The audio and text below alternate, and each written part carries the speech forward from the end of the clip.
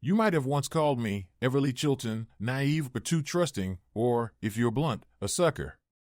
Perhaps I was, but not anymore. My husband, Harris, and I met just after college while working in adjacent buildings. There was an almost instant attraction between us. He's handsome and charming. After 5 or 6 dates, we were passionately intimate, each experiencing satisfying orgasms. Despite our good chemistry and compatibility in the bedroom, I was surprised when he proposed marriage.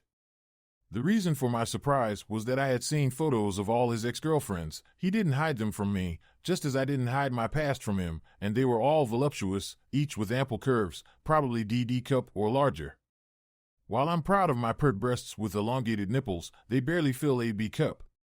Also, I lack soft curves. Due to rigorous weekly exercise, I have a toned physique with a generously muscled, round buttocks. Harris and I tied the knot with my best friend, Ashley Morton, as my matron of honor. Ashley's husband, Bill, who owned an event planning company, kindly offered to organize our wedding for a nominal fee. Harris seemed to genuinely like Bill, not just because of the discounted wedding planning, and Ashley, probably because she boasts an E-cup, ha, ha. We became close friends with Ashley and Bill, who were part of a circle of 6 couples that regularly socialized, either in pairs or as a group. Harris and I shared many important values, including the desire to have at least 2 children, but not until we had been married for at least 6 years. Therefore, I received a birth control shot every 3 months, as our sex life remained vibrant, enjoying intimacy 3 or more times a week, with both of us achieving satisfying orgasms. Ashley, being slightly older than me, decided to stop using birth control around the time Harris and I had been married for about 3 years, and she and Bill for about 6. She jokingly told me that psychologically, it made her a bit hornier and I wish Bill would make love to me more often. While Harris and I shared almost everything, excluding toothbrushes, one thing we didn't share was our cars. I drove a Prius, while he drove a Dodge Challenger. He found my car too feminine, whereas I found his too masculine. He disliked femininity, and I disliked masculinity. Additionally, while Harris kept our house tidy, his car, at least to me, resembled a junkyard, strewn with papers, used plastic cups, and sports equipment. Thus, whenever we rode together in his car, I usually had to clear the clutter from the front passenger seat before I could sit down. On a pivotal Saturday in May, we were heading to a local minor league baseball game where we would meet Bill and Ashley. For some reason, I was ready before Harris, a rarity for me, so I took the opportunity to thoroughly clean out his front seat, even spraying it with cleaner and wiping it down. As I finished wiping, I noticed a small box beneath the seat labeled Trojan Pleasure Pack. I retrieved the box, which listed 4 types of condoms, more than I knew existed, totaling 12. Opening it, I counted 3 remaining. Carefully, I stashed the box in my purse just before Harris arrived. To understand the rest of my story, you should know that, besides exercise, my passions include theater and cooking. I've been an amateur actor most of my life, and I enjoy experimenting with spices and creating unusual dishes, which are usually well received. Despite my inner turmoil from the discovery, outwardly, I enjoyed the game. I considered confiding in Ashley but realized I needed to handle this alone, gathering more information before deciding on my course of action. A player on the home team caught my eye, a real hunk, wearing number 7, like Mickey Mantle. I discreetly looked him up in the program. Derek Voorhees, 23 years old, 6 foot 3 inches tall, 220 pounds, attended UNC Chapel Hill, first year on our AAA minor league team, and leading the league in home runs. Later, after dinner with Bill, Ashley, and another couple, I wasn't in the mood for intimacy with Harris. Instead, I imagined Derek Voorhees as we made love, resulting in an intense orgasm. Harris seemed pleased with our encounter, praising my performance. I managed a nonchalant response, hiding my anger beneath the surface. Afterward, as he drifted off to sleep, I plotted my next move. I needed to act quickly, returning the condoms to Harris's car without him noticing they were missing. While making pancakes, I spotted my homemade habanero spice mix. An idea struck me, and I whistled as I cooked, a cover for my scheming.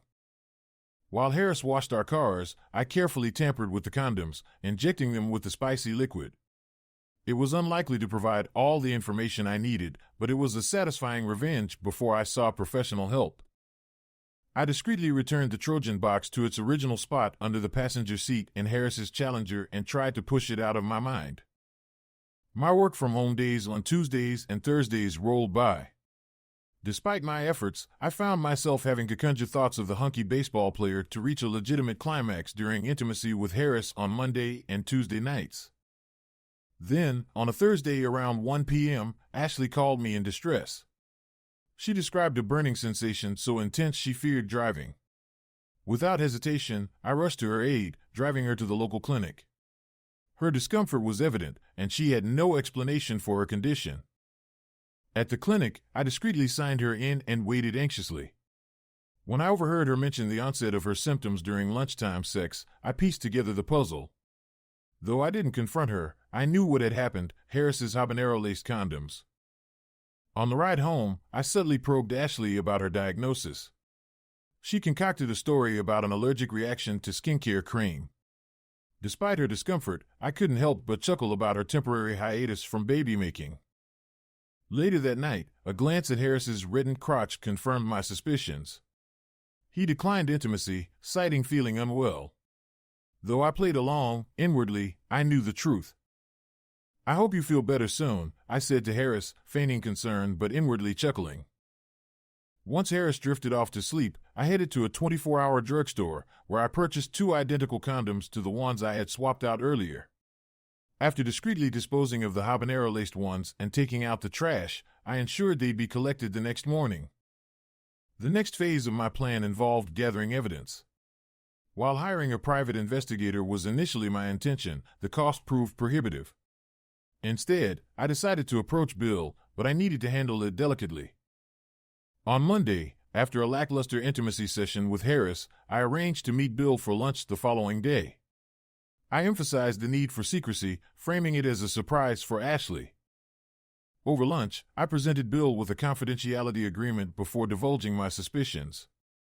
He agreed to help me hire a PI, using his business account, with me covering half the cost. After finalizing the agreement, Bill and I wasted no time in visiting the PI's office to set things in motion. We arranged for out-of-town trips to avoid suspicion and ensured our respective offices were covered in our absence. Following our fabricated trips, we reconvened with the PI, and as anticipated, the evidence confirmed our suspicions. Harris and Ashley engaged in multiple encounters, all meticulously documented. While Harris used protection during intercourse, other activities were conducted without it. Despite the unpleasant discovery, at least they didn't slander me or Bill. Their discussion seemed to suggest that Harris simply desired occasional breast stimulation, although that didn't justify intercourse, and Ashley craved more sexual activity than Bill provided. Now, the question was, what to do next? After consulting with the PI, Bill and I retreated to a park to deliberate. We had mulled over our options extensively. I spoke first. "Bill, regardless of what unfolds, 2 outcomes are certain. My friendship with Ashley is irreparable, and my marriage to Harris is over. While I won't dictate your course of action, I do seek retribution against both of them." "Even beyond the habanero incident?" Bill remarked, though the gravity of the situation dampened any humor.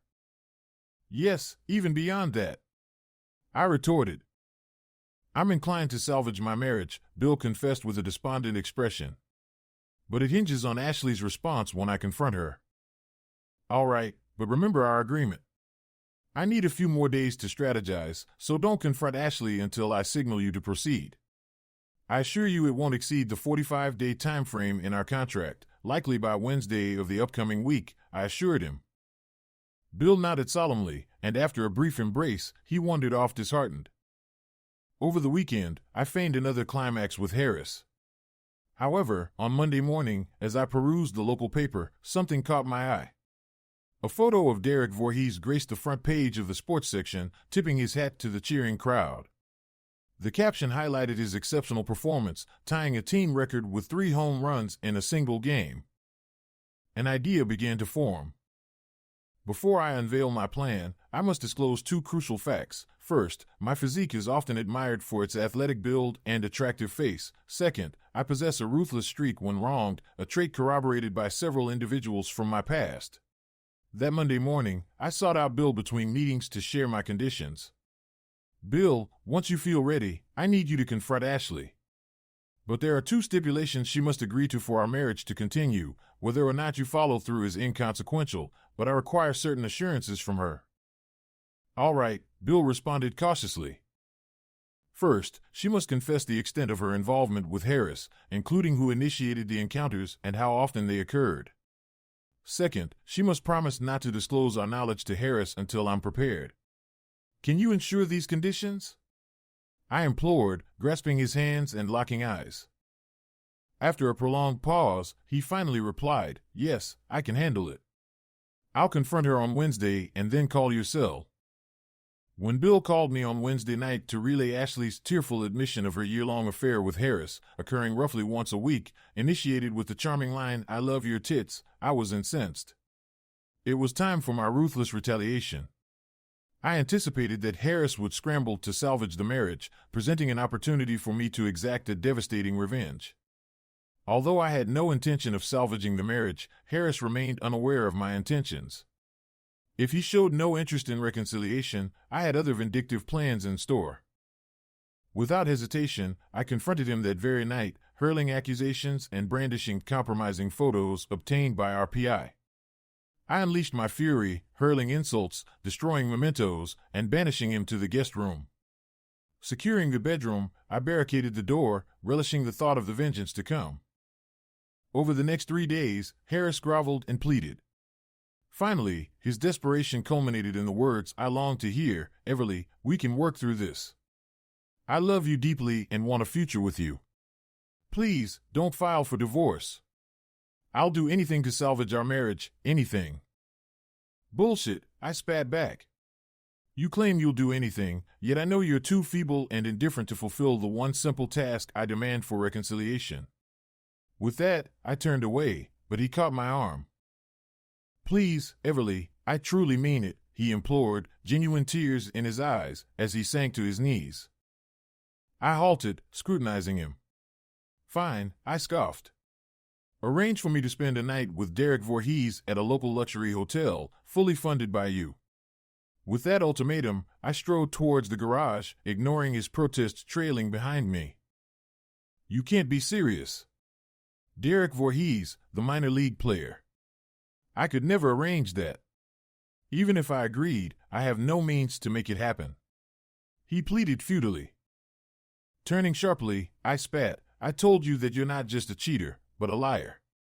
You claimed anything, yet you lied. Screw you. Tell me where to send the divorce papers." With that, I stormed off, deaf to his feeble cries of wait. During the agonizing wait for Harris's decision, Ashley attempted to reach out. After a week of avoidance, I begrudgingly took her call. Amid her apologies, I interjected, "You're only remorseful because you got caught, bitch." When she pressed for how I discovered the affair, I couldn't resist a jab. "You're a complete idiot," I chuckled. "I messed up," she responded in genuine surprise. "Absolutely. Remember when you called me, complaining of a burning sensation? I saw through your skincare allergy excuse, especially when I overheard you admitting to the doctor that you had just engaged in sex." A loud gasp echoed through the line. I knew then that you were cheating on me, and I was disgusted. Imagine my surprise when I saw Harris with a burning crotch that very night. That's when I hired a PI, and the truth came out. You had the audacity to ask me for a ride to the clinic right after sleeping with my husband. Don't ever contact me again, you're dead to me. I shouted before ending the call. The atmosphere at home turned icy as we coexisted over the next few days. I refused to share meals with Harris. While I entertained his pleas to salvage our relationship, I ultimately rejected every proposal. When I presented him with divorce papers on Monday night of the following week, along with a draft lawsuit against Ashley for alienation of affection, although purely symbolic, as neither Bill nor I intended to pursue it, and asked where he wanted to be formally served, he broke down in tears. I showed no mercy. He eventually composed himself and mumbled, "If I agree to your terms, will it be just one night with Voorhees, and will you hold off on filing for divorce?" Of course, I lied. After all the deception from his end, there was no reason for me to be truthful. Over the next 10 days, I queried him daily, "Have you made the arrangements yet?" "I'm working on it, but it's difficult," was his usual reply. Then one day he added, "It would help if I could show him a nude photo of you." "Fine," I chuckled, "but it must be a print in a locked transparent case, which I will retrieve immediately after you show it to him." I had already prepared for this, ensuring the case would prevent any photography. To taunt Harris further, I had Bill, not him, take 2 nude photos of me, each facing outwards from the case.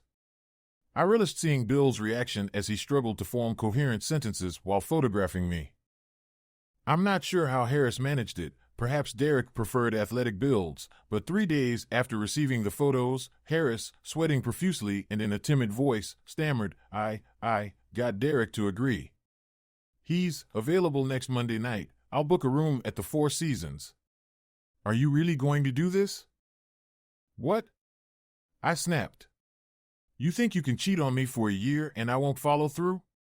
I expect the best sex of my life, you bastard. Don't ask again if I'll go through with it. Just give me the key to the room and tell me when to meet him after you sign this statement," I said, dropping a 1-page contract on the kitchen table, drafted by my attorney. It stipulated that my actions would have no bearing on any future divorce proceedings. While I wasn't entirely confident in Harris's ability to arrange my rendezvous, I believed in being prepared. So, I spent a couple of hours online researching Derek's past, particularly his college years, where I found mentions of his ex-girlfriend. After tracking her down and talking to her, I learned that they parted ways because she didn't want the lifestyle of a baseball player's partner. She revealed 2 interesting details about Derek: his modesty despite his prowess and his fear of STDs, leading him to insist on using condoms unless his partner had an STD-free test. Surprisingly, on Monday morning, Harris handed me a keycard to Suite 1725 of the Four Seasons.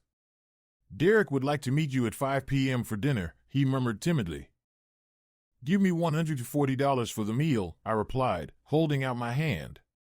He complied, and after he left, I took the day off for some pampering at the spa before heading to the Four Seasons. Meeting Derek in person, I was struck by his charm and wit, even more than I anticipated. Despite his athletic build and good looks, he was down to earth, making our conversation easy and enjoyable. I declined to discuss my arrangement with Harris, opting instead to reassure Derek that he could relax and enjoy the evening without any pressure, as I had been informed by his ex-girlfriend. "I want you to know that no condoms are necessary," I told him, showing him recent medical reports confirming my STD-free status. Derek's smile widened, and we proceeded to have a pleasant dinner, followed by a leisurely stroll around the hotel grounds. As we walked, hand in hand, it felt like just another first date between 2 people who genuinely enjoyed each other's company, with the only difference being my assurance of the night's outcome. We wandered into a nearby park, where kids played baseball and young adults engaged in volleyball, enjoying the evening together. After our leisurely walk, we returned to the front of the Four Seasons. "It's time to make the most of your high-priced call, girl," I whispered in Derek's ear, planting a quick kiss on his lips. His smile widened at my words. In Suite 1725, playfully, I pushed Derek onto the main couch, removing his shoes and socks before standing up and taking his hands to pull him upright. Slowly, I unbuttoned his shirt, making suggestive sounds as each button came undone. Once his shirt was off, I invited him to unbutton my blouse. We continued undressing, shedding layers until we were both nearly naked. When my skirt fell, revealing I wore no panties, Derek swiftly undressed himself, exposing his impressive, aroused member. "Yummy," I murmured, dropping to my knees and taking him into my mouth. Derek's response was immediate, but he quickly pulled me to my feet, expressing a desire to savor the moment. He carried me to the bed and passionately attended to my needs, bringing me to climax before indulging in his own pleasure. As he entered me, each thrust sent waves of pleasure through my body. I held him close, matching his movements with my own, until we both reached the peak of ecstasy. The intensity of our encounter left us both breathless and drenched in sweat. Afterward, we lay together, basking in the afterglow of our lovemaking. Eventually, we decided to shower and retire under the covers, reveling in the blissful aftermath of our passionate union. The shower stall was luxurious, with multiple shower heads at different heights. As we lathered each other up, laughter filled the space, a rare occurrence for me.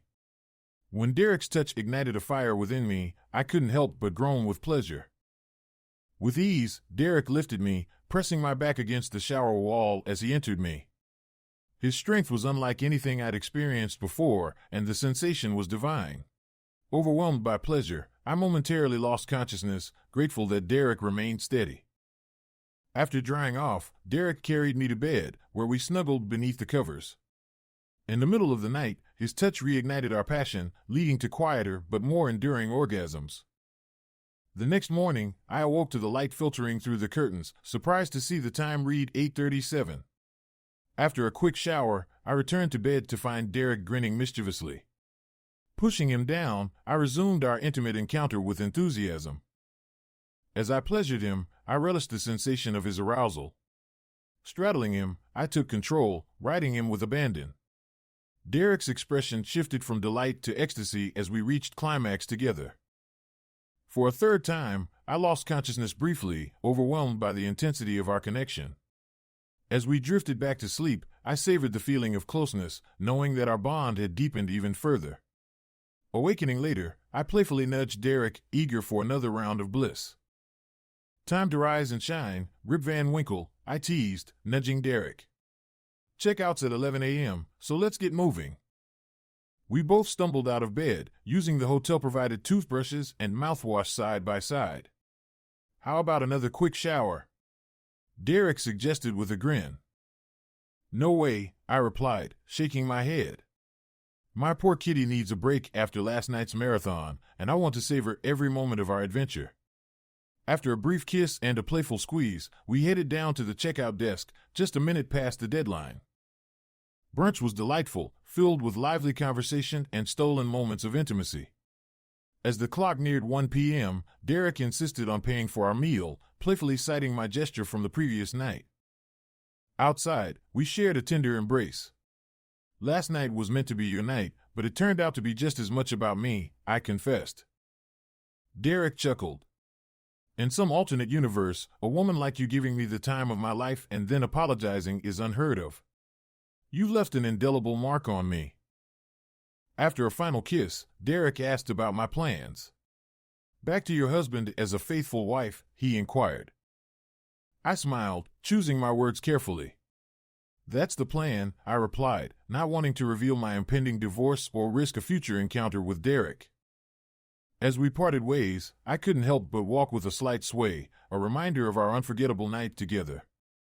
Despite my complicated feelings, I knew it was time to focus on my next chapter, far away from the drama with Harris.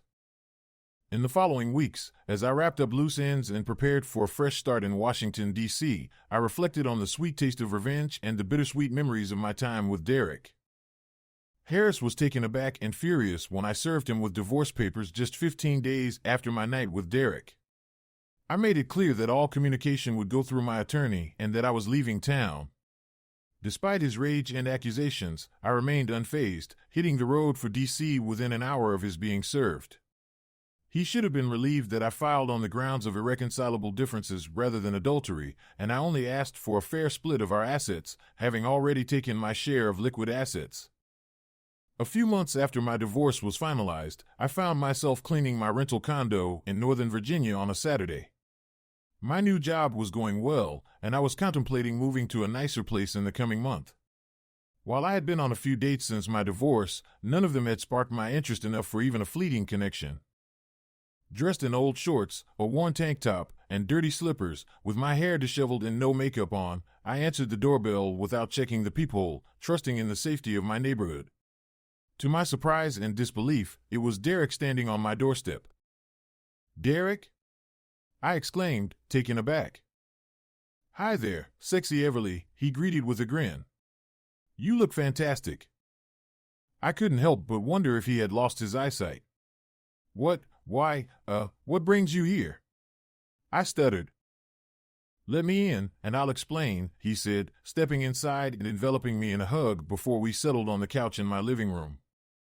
"There are a few reasons," he began, his grin widening.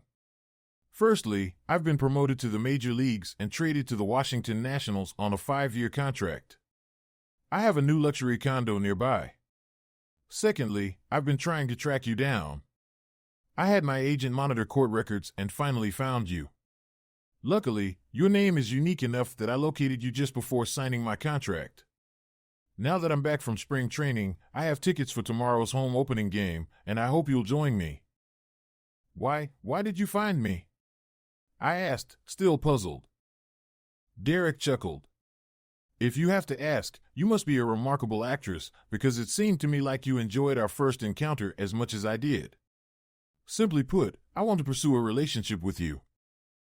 I took a moment to process Derek's proposal before responding. "So, a relationship, not just a one-night stand or a casual arrangement?"